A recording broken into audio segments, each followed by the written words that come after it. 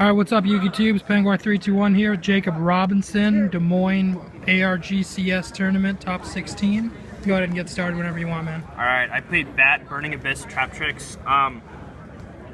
Start off the list, I did the 3 Murmillo, the 3 Dionia. I know a lot of people told me to do the 2, but I felt I didn't see it enough, and like just the 3rd. Like I normally set it out the 2nd one, but first game just having all that speed was so good. I never I don't know if I got lucky or it was never really a dead draw because of how much everything worked. You're on the 3 Scarm, 3 Sir, 3 of the Graph. The Graph I'd have to say is the worst one. Like I still run him as a 3 of just because he gets spotted for someone from deck, but I'd rather have either the Scarm or the Sir over the Graph. 3 Tour Guide. And then I teched in 1 Majesties and then the 1 Vanities, and I side decked the other 2. And I just kind of swapped in between which one I thought was best. Like for the main meta right now, it was Majesties, and then for like most of the rogue decks, it was the Vanities. Like I played against Constellars and a Geargia, and like just the Vanities were so much better than the Majesties at that point. I didn't run any smaller traps. I didn't run 3 Vanities, 3 Phoenix Wings, 3 Trap Stuns. The Trap Stuns were so good in this, it wasn't even funny. Especially against like the Geargia player, he had the Shadow Imp, and I just kept getting around it with the Trap Stuns, and then I ended up blowing it up with the Murmillo, Dionia. 3 Karma Cut. Card's just way too good. 2 Breakthrough, 1 Compulse, and then for the trap cards, or the trap hole cards, I ran 1 Bottomless, 1 Time Space, and then the 3rd one is a lot of people say is a terrible card or underrated. It was literally the MVP in my deck. This card got around so much stuff. I think it's so much better than the Trap Tricks one. Like in certain matchups it's not, but for most of the stuff, like it's just so good. Because it negates their effects, and then after you negate the effect, you just destroy it. So like it gets right around Winda, it gets around everything. The 1 Torrential and the 1 Solemn Warning.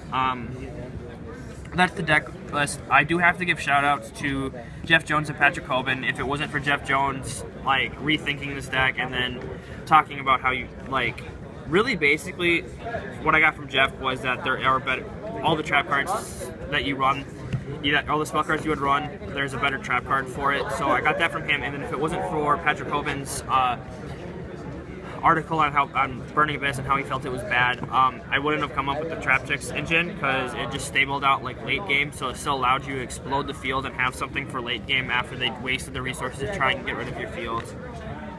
For the extra, I ran the 1 Ghost Chick Ollie card. It's just so good. 1 Mecha Equip. 1 Games because of the Mecha Equip. Fortune Tune, just in case you ever got behind. I never really did, but in playtesting, I was behind a couple of times, and the Fortune Tune just gave me back because they can't target it, which a lot of the cards now target. 2 Nightmare Shark. I would run 2 over the 1 just because it's so much better. Do not run Acid Golem. The card is horrible. It makes you lose. I ran 2 Dantes. I didn't think you need 3 of. I also don't mill in this deck that much because like you're either milling 2 monsters, like in theory you're milling 2 monsters in a trap or 2 traps on a monster. So it wasn't really worth it at the point, and like the 3 Dante's not worth it because you just keep doing the loop, and if something happens and they get rid of the loop, you still have the 1 in the extra deck that they haven't gotten rid of. So there's that. I ran the 2 Downward for it. That's all for the rank 3s. I kind of consider Downward a rank 3 just because you only summon it with the rank 3s. The 1 guy goes to Emerald and Laval Chain just because they're kind of mandatory in any deck that summons rank 4s. The 1 Evil Sworn Exciton Knight. I summoned it once to come back for the win. One of the games I was behind. It was so good. It gives you the out to the Leos and everything. Abyss Dweller just because it's another one of the most broke rank 4s. Didn't actually summon it at all today just because I didn't really care about the graveyard effect. By that time I was just more caring about bursting down their life points. The Castell's so much better than 101 at this point. It has 100 less attack and it can die the first time, but they don't get the graveyard effects, which is good, and you can also bounce the Ante. And then probably one of the best cards in the extra deck, the Carry Gorgon, the Anti-Illumination Knight.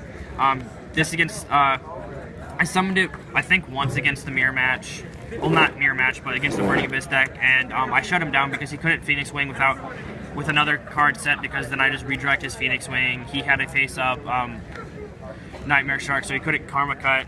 So I had this and a Nightmare Shark on the field, and I was just poking with the Nightmare Shark, and he couldn't activate his back row because I was just redirected to him. This card's so good right now. For extra deck, I ran... For side deck?